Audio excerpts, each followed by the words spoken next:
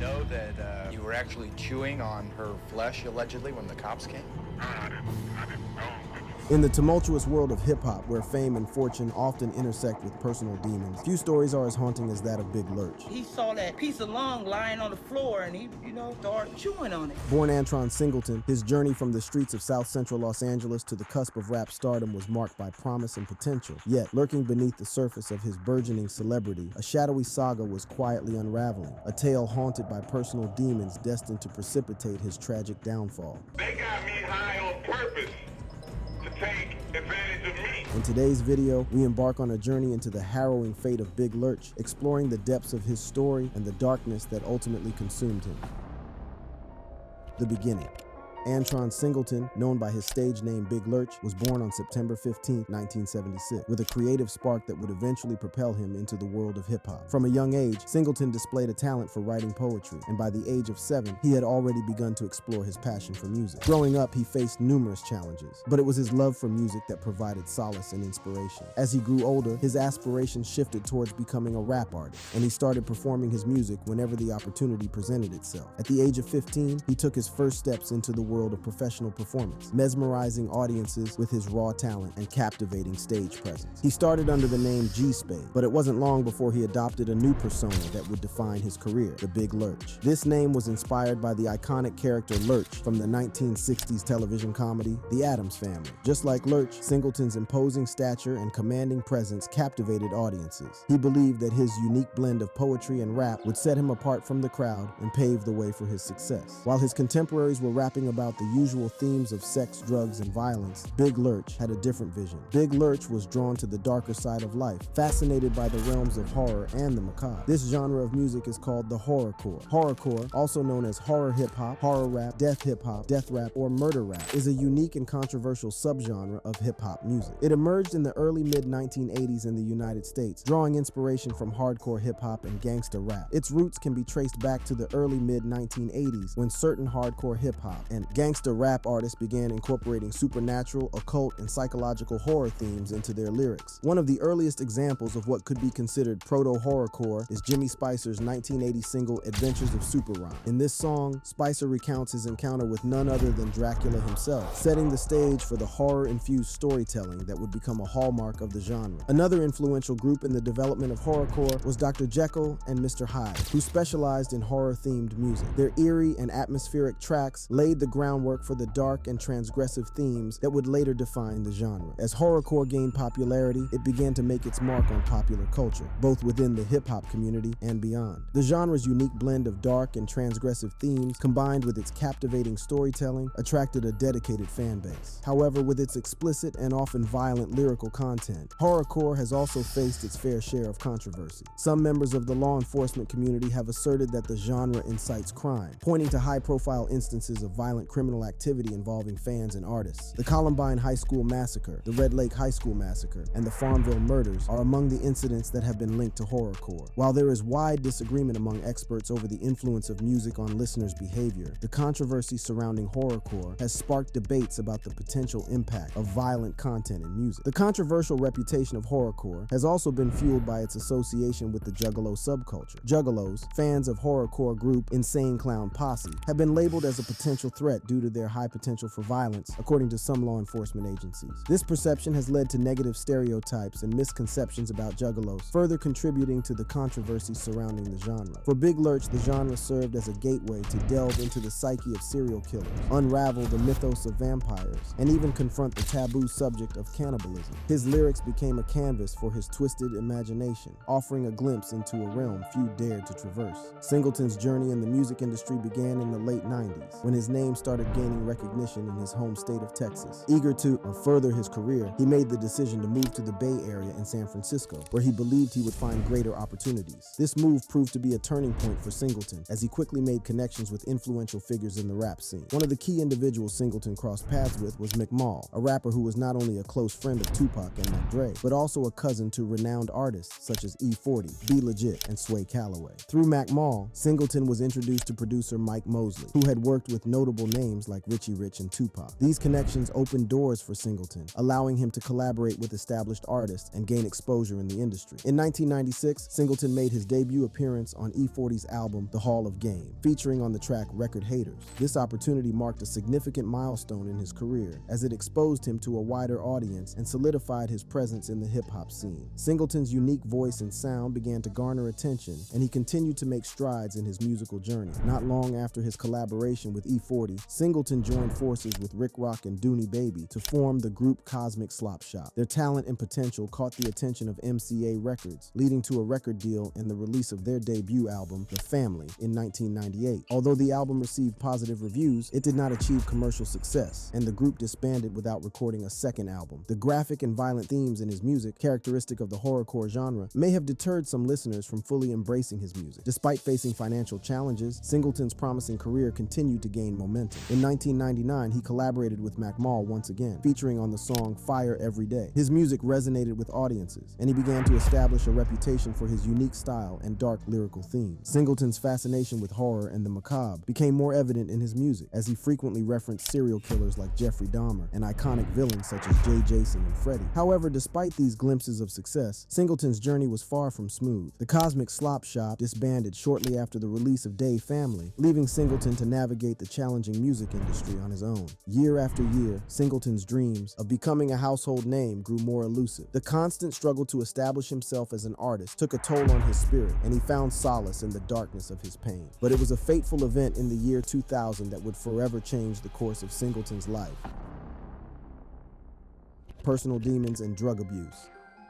Tragedy struck Big Lurch's personal life in the early 2000s. His beloved grandmother passed away, and on September 16, 2000, just one day after his 24th birthday, he was involved in a devastating car crash. The accident resulted in a broken neck and left Singleton with chronic pain and difficulty walking. The accident left him with a broken neck and excruciating pain, a constant reminder of his mortality. To cope with the physical and emotional anguish, he turned to prescription medications. However, none of the prescribed drugs provided the relief he sought. It was during this desperate search for solace that Big Lurch discovered PCP. PCP, also known as angel dust, is a dissociative anesthetic that can cause hallucinations, distorted perceptions of sounds, and even violent behavior. It was first synthesized by pharmaceutical chemist Victor Maddox, who was working at Park Davis Laboratories at the time. Maddox initially developed PCP as a potential new anesthetic medication, hoping to find a safer alternative to existing anesthetics. In 1956, PCP was brought to market as an anesthetic under the trade name Cernil. It was believed to have promising potential due to its unique properties as a dissociative anesthetic. However, the use of PCP in humans was short-lived, as it soon became apparent that the drug came with a host of severe side effects. Despite its initial promise, PCP was discontinued for human use in the United States in 1965. The high rates of adverse reactions and unpredictable effects led to its removal from the market. The decision to discontinue PCP as an anesthetic medication marked a turning point in its history, as it transitioned from a medical substance to a recreational drug. Following its discontinuation,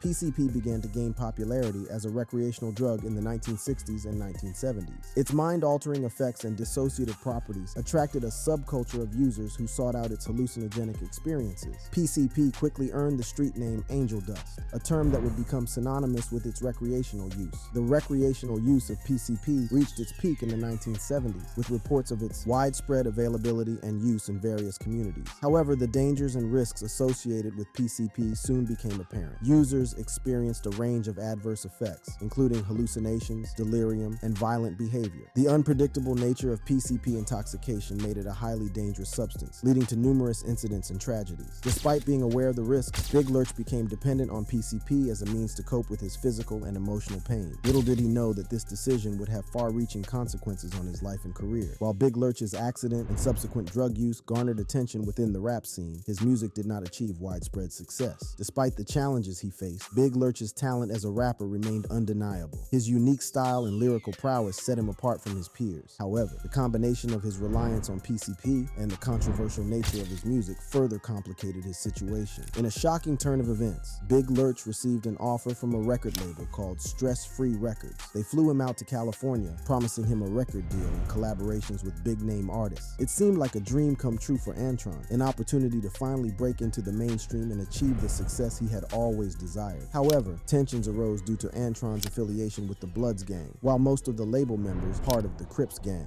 However, tensions quickly surfaced due to Antron's affiliation with the Bloods gang, while the majority of the label's members were aligned with the Crips. The Bloods, a predominantly African-American street gang originating from Los Angeles, emerged in response to the presence of the Crips. The genesis of the Bloods can be traced back to a pivotal moment when Raymond Washington, a charismatic figure, and his fellow Crips targeted Sylvester Scott and Benson Owens, two students at Centennial High School in Compton, California. This act of aggression sparked a chain of events that would lead to the formation of the Blood gang. In response to the Crips' violence, Sylvester Scott took matters into his own hands and formed the Piru Street Boys, the precursor to the Bloods. Scott sought protection for his community and a way to counter the influence of the Crips. Around the same time, Benson Owens established the West Piru gang, further solidifying the foundation of what would become the Bloods. The Bloods name itself carries a symbolic meaning. In those early days, many non-Crip gangs referred to each other as Blood, a term that signified camaraderie and unity against their common enemy. This shared identity laid the groundwork for the formation of a new federation of non-Crips neighborhoods, ultimately giving birth to the Bloods as we know them today. As the Blood gang grew in numbers and influence, their criminal activities expanded, leaving a trail of violence and chaos in their wake. The lure of power and wealth drove the Bloods to engage in a wide range of criminal enterprises, solidifying their reputation as a formidable force in the underworld. One of the key factors behind the rapid expansion of the Bloods was their involvement in the distribution of crack cocaine. During the 1980s, the crack epidemic swept through Los Angeles, ravaging communities and fueling a lucrative drug trade. The Bloods seized this opportunity, establishing themselves as major players in the distribution network. Their involvement in the crack cocaine trade not only brought immense profits, but also allowed them to extend their reach beyond the streets of Los Angeles. The enormous wealth generated from the drug trade enabled the Bloods to expand their operations to other cities and states. They became a transnational criminal organization, spreading their influence across the United States. By the 1990s, when Big Lurch was associated with the gang, the Bloods had established a presence in 33 U.S. states, including Guam, and expanded into Canada, with chapters in cities like Montreal and Toronto. The Bloods' criminal activities extended far beyond drug trafficking. They engaged in a wide range of illicit enterprises, including assault, auto theft, burglary, carjacking, drive-by shootings, extortion, homicide, identity fraud, and robbery. Their reputation for violence and ruthlessness made them a force to be reckoned with, instilling fear in their rivals and the communities they operated in. The Bloods' criminal empire was not limited to the streets. They infiltrated prisons, establishing a strong presence behind bars. The United Blood Nation, UBN, also known as the East Coast Bloods, emerged as a powerful faction within the gang. UBN was formed in 1993 in Rikers Island's George Machen Detention Center as a means of protection against rival gangs targeting African-American inmates. Upon their release, UBN leaders returned to their New York neighborhoods, recruiting new members and expanding their criminal activity. States. The Bloods' criminal enterprises were not without consequences. Their activities have resulted in countless lives lost, families torn apart, and communities devastated. Innocent bystanders often found themselves caught in the crossfire of gang violence, paying the ultimate price for the Bloods' thirst for power and control. Confronted with the dilemma of conflicting allegiances, Big Lurch made the agonizing decision to withdraw from the record deal and return to Texas. It marked a pivotal juncture in his life, steering him onto an entirely different trajectory. Back in Texas, Big Lurch found himself in a dire situation. He began selling drugs as a means to make ends meet, further fueling his addiction to PCP. It was during this time that he was caught by the police and put on trial, facing the consequences of his choices. Stress Free Record, the label that had once offered him a lifeline, stepped in to help with his legal fees. Big Lurch accepted their assistance and returned to the San Francisco Bay Area, addicted to PCP and working on his debut album. This album would focus on the dark and controversial themes of the horrorcore genre, reflecting the turmoil and pain that had consumed his life. Amidst the tumult of financial hardship, Big Lurch found solace in recording his music within the confines of a drug-infested apartment owned by his friend Thomas Moore, a reputed gang member, and his girlfriend Tanisha Isaias. Working in this dismal apartment surrounded by drugs and despair, Big Lurch and his friend Thomas fell deeper into a cycle of addiction and hopelessness. With each passing day, their lives became more entangled in a web of darkness.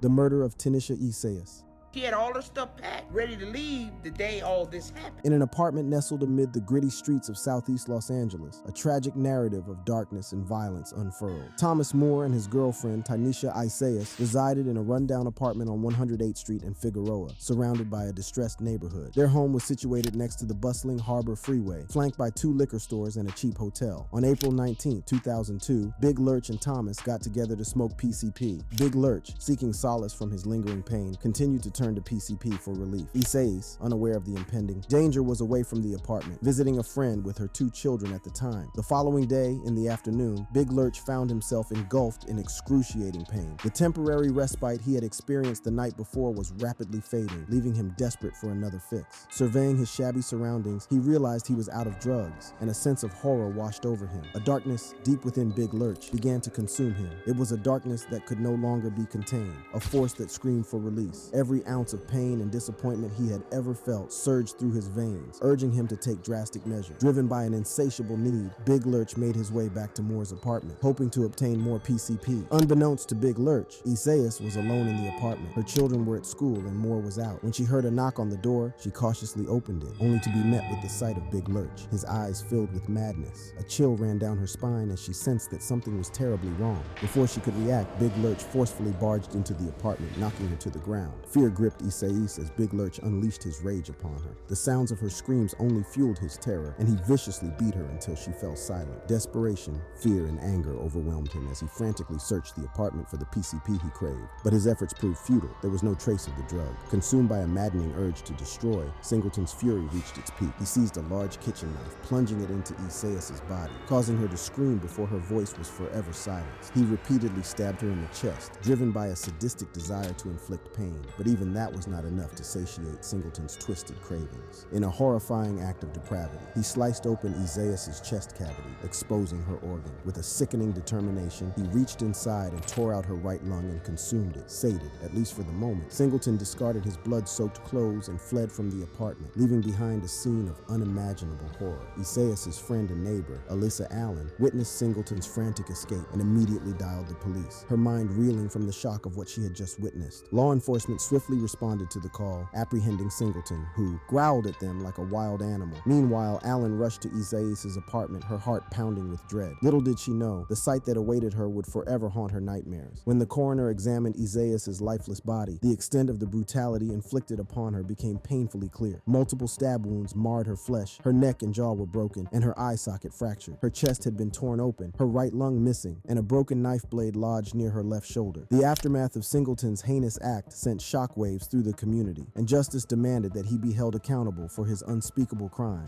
The trial of Antron Singleton, also known as Big Lurch, gripped the nation as the shocking details of the murder emerged. The prosecution built their case upon the evidence found at the scene and Singleton's own music, which seemed to eerily align with the gruesome events. However, amidst the trial, conflicting claims and unanswered questions began to surface, casting doubt on the true nature of the crime. The prosecution presented a compelling argument, using Big Lurch's songs, particularly "I Did It to You," as a blueprint for the murder. The lyrics contained references to multiple killers and expressed a disturbing fascination with torture and violence. The court believed that Singleton's music revealed a deep-rooted obsession with evil long before the crime occurred. As the trial unfolded, the courtroom was filled with a palpable tension. Singleton's defense attorney, Milton Grimes, who also happened to be the owner of Singleton's record label, Black Market Records, sought to paint a picture of a man driven to madness by the influence of PCP. Grimes argued that Singleton's actions were a result of his impaired mental state, a consequence of his drug habit. To support this defense, a psychiatrist took the stand, testifying to Singleton's mental impairment caused by his drug use. The courtroom listened intently as the psychiatrist detailed the devastating effects of PCP on Singleton's psyche, attempting to shed light on the factors that contributed to his violent outburst. The trial took a bizarre turn when Tynesha's mother, Caroline Stinson, expressed doubts about Singleton's guilt. Her boyfriend, he was a gang member,